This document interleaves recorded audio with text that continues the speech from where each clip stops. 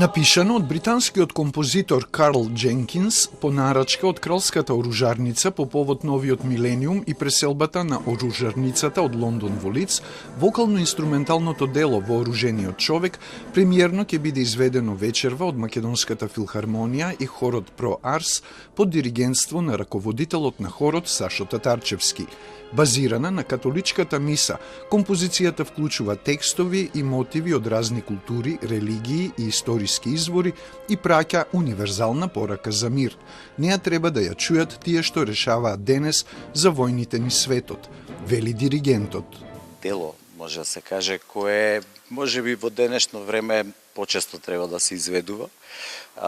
Едноставно да се обидеме пораката која испраќа да стигне до ушите на луѓето кои што одлучуваат за работи за кои што никој не би требало да го има правото да одлучува.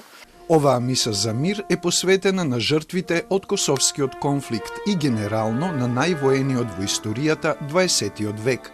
Во изведбата се вклучени и солисти од хорот Про Арс, кој годинава слави 15 години постоење.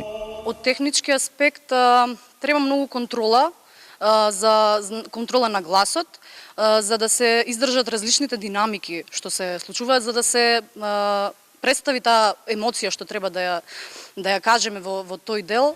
Комплетното доживување на музиката и пеењето е овозможено со видео во позадина.